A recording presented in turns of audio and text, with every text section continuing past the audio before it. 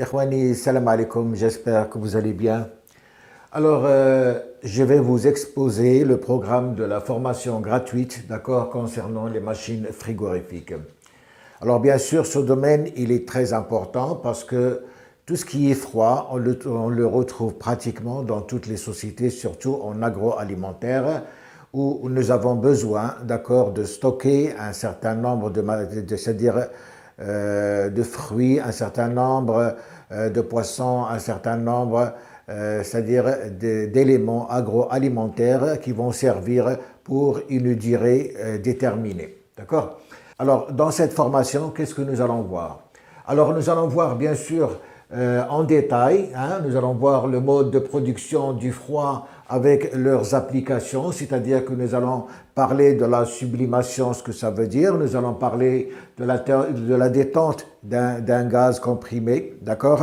Nous allons également parler de la fusion d'un corps solide, de la vaporisation, etc. Donc, on va voir pas mal de choses dans cette rubrique et nous allons parler bien sûr des applications du froid, c'est-à-dire les milieux d'application du froid avec les gammes de température que nous devons utiliser et les types de réfrigération classiques. D'accord? Donc tout cela, nous allons le voir dans cette rubrique.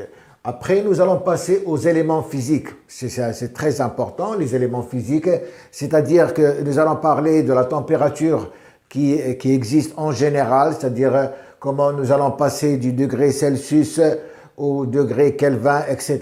Donc, on va parler de la température, on va parler de la pression également, c'est-à-dire le bar, Pascal, PSI. Nous allons parler de la chaleur, le kilojoule, kilocalories, etc. Et bien sûr, on va parler de la puissance, d'accord?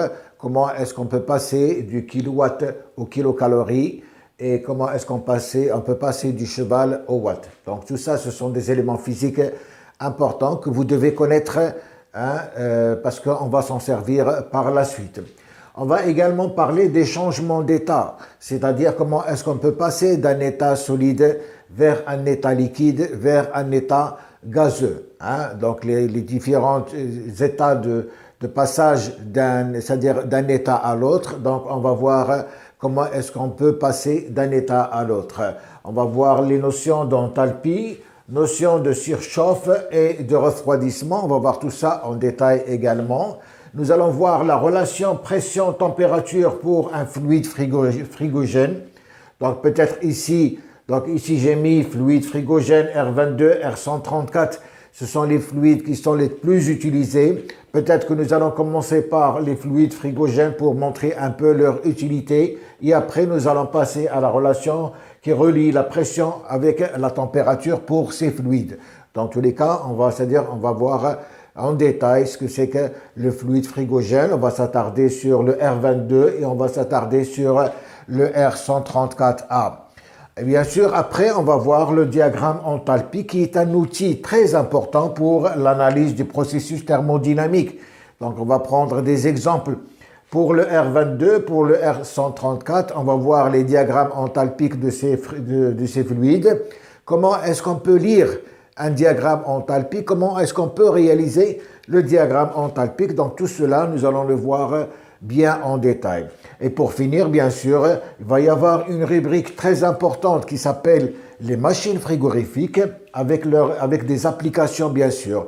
Alors, dans les machines frigorifiques, nous allons parler des types de compresseurs, nous allons parler des détendeurs, nous allons parler des condenseurs, nous allons parler des évaporateurs. Donc, on va essayer de détailler un peu ces types de composants, c'est-à-dire qui font la machine frigorifique, comment est-ce qu'ils fonctionnent, quel est leur rôle, c'est-à-dire leur position dans un circuit frigorifique, comment ils sont positionnés, comment est-ce qu'on peut les repérer. On fera peut-être des schémas, je vous ferai des schémas peut-être ici pour la lecture des différents composants c'est-à-dire qui existent sur un circuit frigorifique et nous allons voir pour chaque élément quelles sont les pannes qui peuvent surgir sur cet élément et comment est-ce qu'on peut les détecter. D'accord? Bien sûr, nous allons faire quelques applications pratiques, c'est-à-dire ici, on va prendre un exemple hein, d'un circuit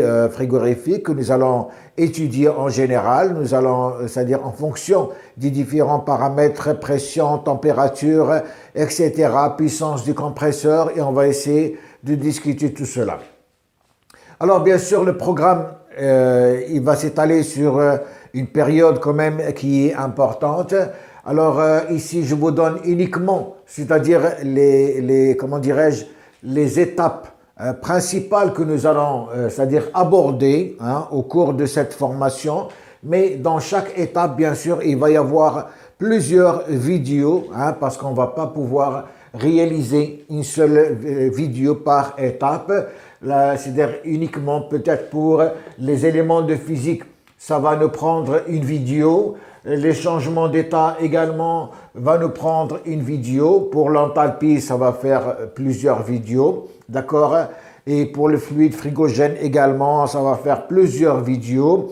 Le diagramme enthalpie, comme il est important, donc on va consacrer plusieurs vidéos pour l'étude du diagramme enthalpique, et les machines frigorifiques, c'est-à-dire c'est la partie la plus importante parce que c'est la partie qui va englober pratiquement tout ce que nous avons vu, et vous allez mettre en pratique, d'accord, hein, tout ce que nous avons vu sur le circuit frigorifique. C'est bon. Alors, j'espère que cette formation va répondre à la plupart d'entre vous. Alors, je vous demande de suivre la formation avec enthousiasme, d'être patient, parce que je sais qu'il y a des gens qui attendent cette partie impatiemment, mais moi je ne vais pas l'attaquer dès maintenant. Je vais commencer par le début. Hein, comme je dis toujours, il y a des personnes qui ne connaissent rien en machine frigorifique, donc on est censé d'aborder, d'accord, c'est-à-dire cette formation du départ vers la fin pour aboutir après, d'accord, parce que l'objectif en fin de formation, c'est quoi? C'est de pouvoir faire un schéma frigorifique, c'est de pouvoir lire le schéma frigorifique, sortir le nom des différents composants, hein, de votre schéma, pouvoir lire la pression, la température, etc. Et bien sûr, pouvoir détecter certaines pannes que nous allons aborder au fur et à mesure. Malheureusement, je ne peux faire de pratique, donc tout ce que nous allons faire, nous allons le faire ici. Ça va prendre, c'est-à-dire, ça va être purement théorique. Pour la pratique, je n'ai pas de moyens pour réaliser cela. Voilà, donc je vous demande de vous abonner à la chaîne, de mettre un like, d'accord? Comme ça, cette formation pourra atteindre le maximum de personnes, hein? De laisser un commentaire, et on se verra bien sûr lors de la prochaine formation. Alors cette formation sera toujours diffusée, d'accord? Toujours diffusée le jeudi, d'accord? Chaque jeudi à 20 h. À 20 h, donc heure, c'est GMT plus 1, d'accord? Je suis au Maroc, d'accord? Donc, nous, normalement, GMT plus 1, mais comme il va y avoir le Ramadan, c'est-à-dire à partir, je crois, du 11 mars, à partir du 11 mars, nous allons passer, c'est-à-dire à l'horaire GMT, d'accord? Donc, pendant le mois de Ramadan, d'accord, le Ramadan, l'horaire sera 20 h GMT. C'est bon? Donc actuellement, avant le mois de Ramadan, donc il va y avoir un seul jeudi, mais après le Ramadan, donc on va continuer sur la formation. Pour les gens qui ont l'horaire GMT, ça sera 19 h. Hein? Ici à Casa, c'est-à-dire au Maroc, c'est 19 h plus 1, ça fait 20 h. D'accord?